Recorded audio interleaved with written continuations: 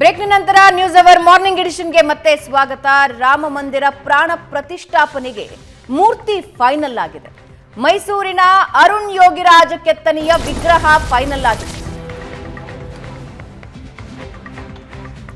ಕನ್ನಡಿಗ ಕೆತ್ತಿದ ಮೂರ್ತಿಯೇ ಹಿಂದೂಗಳ ಆರಾಧ್ಯ ದೈವ. ಟ್ರಸ್ಟ್ನ ಪ್ರಧಾನ ಕಾರ್ಯದರ್ಶಿ ಚಂಪತ್ ರೈ ಘೋಷಣೆ ಮಾಡಿದ್ದಾರೆ. ಅರುಣ್ ಕೆತ್ತನೆ ಮಾಡಿರುವ ವಿಗ್ರಹಕ್ಕೆ 11 ಟ್ರಸ್ಟಿಗಳು ಒಪ್ಪಿಗೆ ಕೊಟ್ಟಿದ್ದಾರೆ. 150ರಿಂದ 200 ಕೆಜಿ ತೂಕ ಇರುವ ಬಾಲರಾಮನ ವಿಗ್ರಹ ಜನವರಿ 22ಕ್ಕೆ ಬಾಲರಾಮನ ವಿಗ್ರಹಕ್ಕೆ ಪ್ರಾಣ ಪ್ರತಿಷ್ಠಾಪನೆ ನೆರವೇರುತ್ತೆ. ನಿನ್ನೆ ನಡೆದ ಸುದ್ದಿಗೋಷ್ಠಿಯಲ್ಲಿ ಚಂಪತ್ ರೈ ಘೋಷಣೆ ಮಾಡಿದರು. ಅಯೋಧ್ಯೆಗೆ ಬಾಲರಾಮನ ವಿಗ್ರಹಕ್ಕೆ ಹಾರೋಹಳ್ಳಿಯಲ್ಲಿ ಸಿಕ್ಕ ಶಿಲೆ ಬಳಕೆಯಾಗಿದೆ.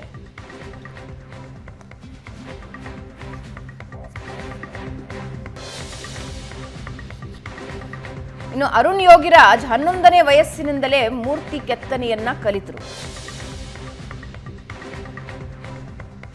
4 ತಲೆಮಾರುಗಳು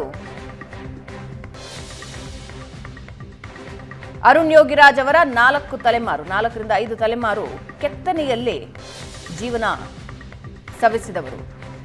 MBA ಪದವೀಧರ ಆಗಿರುವ ಅರುಣ್ ಯೋಗಿರಾಜ್ ಮೊದಲಿಗೆ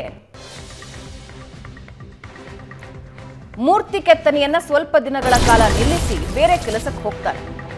ಆದರೆ ಅವರಲ್ಲಿ ಇದ್ದ ತುಡಿತ ವಾಪಸ್ ಕೆತ್ತನೆಯತ್ತ ಅವರನ್ನ ಸೆಳೆದುಕೊಂಡು ಬರುತ್ತೆ.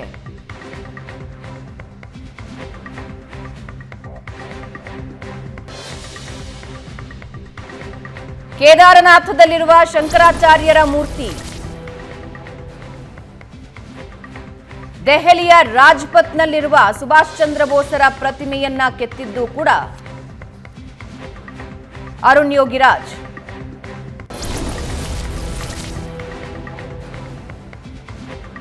ಇದರ ಬಗ್ಗೆ ಚಂಪತ್ ರೈ ಅವರು ಘೋಷಣೆ ಮಾಡ್ತಾರೆ. ಇದರ ಜೊತೆಗೆ ಕುಟುಂಬಸ್ಥರು ಕೂಡ ಸಂಭ್ರಮ ಹಂಚಿಕೊಳ್ತಾರೆ.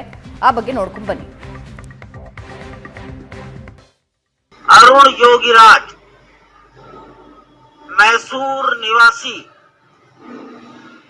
अनेक पीढ़ियों से जिसके परिवार में मूर्ति निर्माण का कार्य चलता है। मेरी जानकारी के अनुसार केदारनाथ में शंकराचार्य जी की प्रतिमा उसी नौजवान ने बनाई है। बहुत कम उम्र का है, 40-45 से ज्यादा नहीं लगता मुझे। अत्यंत विनम्र हसमुख। दिल्ली में इंडिया गेट के नीचे छतरी के नीचे शायद सुभाष चंद्र बोस की स्थापना हुई है। वो प्रतिमा भी उसी योगीराज ने बनाई है, अरुण योगीराज। और जिस तरह से उसने यह जीवन जिया है, शायद आप सोच नहीं सकते। उसने 15-15 दिन 20 दिन फोन अपने पास नहीं रखा, अपने बच्चों से बात नहीं, इतना एकाग्र होकर किया है। उसकी मूर्ति का चयन किया गया है और सभी लोगों ने उसकी मूर्ति की प्रशंसा की। सभी का अर्थ है उपस्थित कम से कम 11 ट्रस्टियों ने। अरुण योगी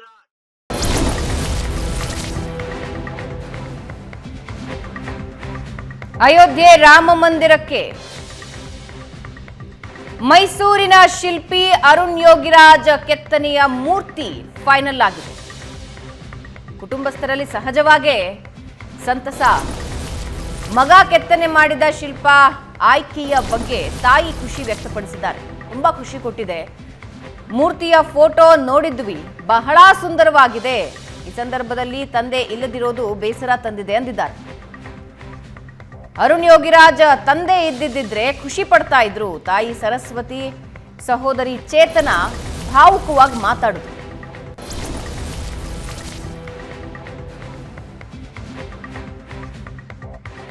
ಅಯೋಧ್ಯೆಯಲ್ಲಿ ರಾಮಲಲ್ಲನ ಮೂರ್ತಿ ಪ್ರತಿಷ್ಠಾಪನೆಯಾಗುವಂಥ ಸಂದರ್ಭದಲ್ಲಿ ಈಗ ಮೂರ್ತಿಯನ್ನು ಕೆತ್ತಿರ್ತಕ್ಕಂಥ ಅರುಣ್ ಯೋಗಿರಾಜ್ ಅವರ ಮನೆಯಲ್ಲಿ ಮಕರ ಸಂಕ್ರಮಣದ ಸಡಗರ ಜೋರಾಗಿರ್ತಕ್ಕಂಥದ್ದು. ಕಾರಣ ಇಷ್ಟೇ, ಅವರು ಕೆತ್ತಿರ್ತಕ್ಕಂಥ ಮೂರ್ತಿ ಈಗ ಸೆಲೆಕ್ಟ್ ಆಗಿರ್ತಕ್ಕಂಥದ್ದು. ಅಮ್ಮ, ನಿಮಗೆ ಮಕರ ಸಂಕ್ರಮಣದ ದಿನ ಒಂದು ಒಳ್ಳೆ ಸುದ್ದಿ ಮನೆಗೆ ಬಂದಿದೆ. ಸೊ ಏನು ಅನ್ನಿಸ್ತಾ ಇದೆ? ತುಂಬಾ ಖುಷಿ ಅನ್ನಿಸ್ತಾ ಇದೆ. ಎಲ್ರಿಗೂ ಇಡೀ ಕುಟುಂಬಕ್ಕೆ ತುಂಬಾ ತಂದುಕೊಟ್ಟಿದೆ. ಹ್ಯಾಪಿ ಸಂಕ್ರಾಂತಿಗೆ ದಿವಸನೇ ಎಲ್ರಿಗೂ ಅದಕ್ಕಿನ್ನ ತುಂಬಾ ಖುಷಿ. ಅವನು ಮೊದಲಿಂದ ಚಿಕ್ಕದಿಂದನೂ ಗಲಾಟೆ ಮನಸ್ಸಲ್ಲ, ತುಂಬ ಸ್ವಾಭಾವಿಕವಾಗಿ ಅವನು ಮೊದಲಿಂದನೂ ಅಷ್ಟೇ.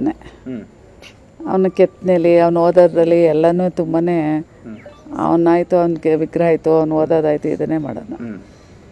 ಅಮ್ಮ, ಇಲ್ಲಿವರೆಗೂ ಕೂಡ ಯಾರು ಕೂಡ ಪ್ರಪಂಚದಲ್ಲಿ ಇನ್ನೂ ರಾಮಲಲ್ಲನ ಮೂರ್ತಿ ನೋಡೇ ಇಲ್ಲ, ಆದರೆ ನೀವು ನೋಡಿದ್ದೀರಂತೆ, ನಿಮಗೆ ನಿಮ್ಮ ಮಗ ತೋರಿಸಿದಾರಂತೆ.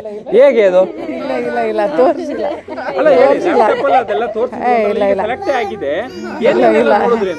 ತೋರಿಸಿಲ್ಲ ಅವನು ತೋರಿಸಿದ ಅಲ್ಲ. ಹ್ಞೂ, ಆದ್ರೂ ಪೂರ್ಣ ಆಗಿರ್ಲಿಲ್ಲ. ಈಗ ಸೆಲೆಕ್ಟ್ ಆಗಿದೆ. ಹೇಗಿದೆ ಅನ್ನೋದನ್ನ ಹೇಳಿ. ಅವತ್ತು ಹೇಳಿದ್ರಿ ನೀವು ತುಂಬಾನೇ ಚೆನ್ನಾಗಿ ಮಾಡಿದ್ದಾನೆ, ಮಗು ಥರನೇ ಮುಖ ಇದೆ. ನೋಡ್ಬಿಟ್ಟು ತುಂಬಾನೇ ಖುಷಿ ಆಯ್ತು.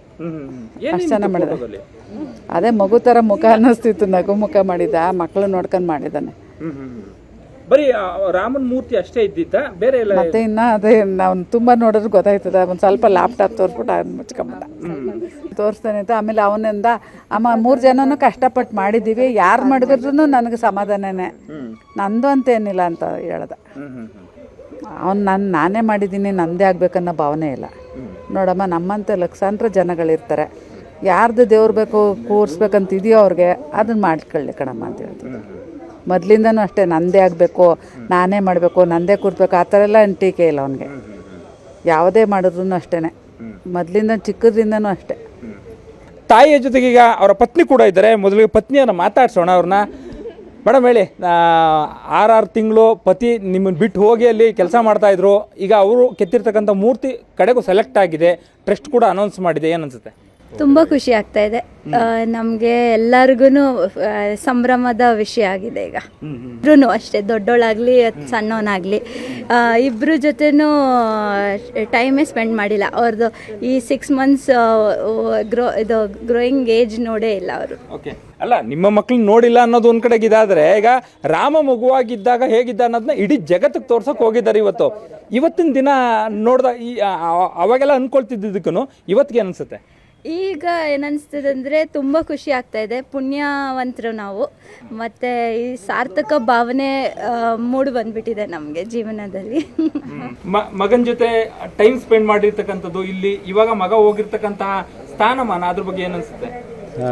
ನಮ್ಮ ಅಣ್ಣನ ಮಗ ಅರುಣ್ ಒಳ್ಳೆ ಕೆಲಸಗಾರ, ಅದ್ರ ಬಗ್ಗೆ ಏನು ಹೇಳ್ಬೇಕಾಗಿರಲಿಲ್ಲ. ಆದರೂ ಕೆಲಸದಲ್ಲಿ ಬೆಳಗ್ಗೆ 7 ಗಂಟೆಗೆ ಬಂದು ಕೆಲಸ ಮಾಡ್ತಿದ್ದ ಇಲ್ಲಿ. ಆಮೇಲೆ ಅಲ್ಲಿಗೆ ಹೋದ್ಮೇಲೆ 6 ತಿಂಗಳಿಂದ ಬಂದಿಲ್ಲ. ರಾಮಲೀಲಾ ಮೋಸ್ಟ್ಲಿ ಭಾಳ ಫೈನಾಗಿ ಬಂದಿದೆ. ನೋಡಿದ್ದೀರಾ? ನೋಡಿದ್ದೀನಿ. ಒಬ್ಬ ಒಳ್ಳೆ ಗುರುಗೆ ಒಳ್ಳೆ ಶಿಷ್ಯ ಅಂತ ಹೇಳ್ತೀನಿ. ಅವ್ರ ತಂದೆ ಒಳ್ಳೆ ಗುರು ಇದ್ದರು, ಶಿಷ್ಯ ಅವರ ತಂದೆಯನ್ನೇ ಪ್ರೇರೇಪಣೆಯಿಂದ ಇಂಥ ಸಾಧನೆ ಮಾಡೋಕ್ಕೆ ಸಾಧ್ಯ ಆಗಿದೆ ಅಂತ ನಾನು ಹೇಳ್ತೀನಿ. ಯಾಕೆ ಅಂತಂದರೆ ನನಗೆ ಗೊತ್ತಿರೋ ಥರ ಅರುಣ್ ಅವರು ಅವ್ರ ತಂದೆನೇ ಗುರುಗಳು ಅಂತಲೇ ಅವ್ರ ಭಾವನೆ ಇತ್ತು. ಪ್ರತಿಯೊಂದು ಅವರು ಏನೇನು ಮಾಡ್ತಾಯಿದ್ರು ಸೂಕ್ಷ್ಮವಾಗಿ ಗಮನಿಸಿ ಕಲ್ತಿದ್ದ ಮನುಷ್ಯ ಅವರು. ಸೊ ಇವತ್ತಿನ ಸಾಧನೆಗೆ ಅವರ ತಂದೆ ಹಾಕ್ಕೊಟ್ಟಿದ್ದ ಅಡಿಪಾಯ ಇದು ಈ ಲೆವೆಲ್ಗೆ ರೀಚ್ ಆಗೋಕ್ಕೆ ಇದಾಯಿತು ಅಂತ ನಾನು ಅನ್ಕೋತೀನಿ. ಅವನು ನಾನು ಬೆಳಿತಾನೆ ನೋಡಿರೋ ಜೊತೆಗೆ ಇದ್ವಿ. ಅವನು ಸುಮ್ಮನೆ ನಾವೆಲ್ಲ ಆಟ ಆಡ್ತಿದ್ರೆ ಅವನು ಕೂತ್ಕೊಂಡೆ ನಮ್ಗಳ ಚಿತ್ರಗಳನ್ನ ಬರೆದ್ಬಿಡ್ತಿದ್ದ ಚಿಕ್ಕ ಹುಡುಗನಲ್ಲಿದ್ದಾಗಲೇ. ಅದು ನನಗೆ ಏನಪ್ಪ ಇವನು ನೋಡ್ದಂಗೆ ಹಿಂಗೆಲ್ಲ ಬರೆದ್ಬಿಡ್ತಾನೆ ಅಂತ ಎಲ್ಲ ಅಂದ್ಕೊಡ್ತಿದ್ವಿ ನಾವೆಲ್ಲ. ಮುಂದೆ ಹೋಗ್ತಾ ಇದೇ ಕೆಲಸ ಕಲ್ತು ಮತ್ತು ನಮ್ಮ ಅದರಲ್ಲೇ ಪರಿಣಿತನಾಗಿ ಈಗ ಒಂದು ರಾಮಲಲ್ಲನ ಮಾಡಿದ್ದಾನೆ. ನಮ್ಗೆ ತುಂಬ ಖುಷಿ ಆಗ್ತಾ ಇದೆ. ಅವರ ಮಗ ಕೆತ್ತಿರ್ತಕ್ಕಂಥ ಮೂರ್ತಿ ಜೊತೆಗೆ ಕುಟುಂಬ ಸದಸ್ಯ ಕೆತ್ತಿರ್ತಕ್ಕಂಥ ಮೂರ್ತಿ ಸೆಲೆಕ್ಟ್ ಆಗಿರೋದಕ್ಕೆ ತಮ್ಮ ಸಂತಸವನ್ನು ಹಂಚ್ಕೊಂಡಿದ್ದಾರೆ. ಕ್ಯಾಮ್ರಾ ಪರ್ಸನ್ ನವೀನ್ ಜೊತೆ ಮಧು ಎಂ ಚಿನ್ಕುರುಳಿ, ಏಷ್ಯಾನೆಟ್ ಸುವರ್ಣ ನ್ಯೂಸ್, ಮೈಸೂರು. ಕುಟುಂಬಸ್ಥರ ಪಾಲಿಗೆ ಖುಷಿ ವಿಷಯ. ನಾನು ಭೇಟಿಯಾದಾಗ ಅರುಣ್ ಯೋಗಿರಾಜ್ ಶಂಕರಾಚಾರ್ಯರ ಮೂರ್ತಿ ಕೆತ್ತನೆ ಮಾಡೋ ಸಂದರ್ಭದಲ್ಲಿ ತಂದೆ ಇದ್ರು, ಅದು ಉದ್ಘಾಟನೆ ಆಗೋ ಸಂದರ್ಭದಲ್ಲಿ ತಂದೆ ಇರಲಿಲ್ಲ ಅಂತ ದುಃಖ ಹಂಚ್ಕೊಂಡಿದ್ರು. ಕೇದಾರನಾಥದಲ್ಲಿ ಶಂಕರಾಚಾರ್ಯರದು. ಆದರೆ ಈಗ ಬಾಲರಾಮನ ಮೂರ್ತಿಯ ಸಂದರ್ಭದಲ್ಲಿ ಅವ್ರ ತಂದೆ ಇದ್ದಿದ್ರೆ ಡೆಫಿನೆಟ್ಲಿ ಅವರಿಗಂತ ಹೆಮ್ಮೆಯ ವಿಷಯ ಆಗಿರ್ತಿತ್ತೋ ಏನೋ. ಒಂದು ಚಿಕ್ಕ ಬ್ರೇಕ್ ತಗೋಣ. ಬ್ರೇಕ್ನ ನಂತರ ಮತ್ತಷ್ಟು ಸುದ್ದಿ.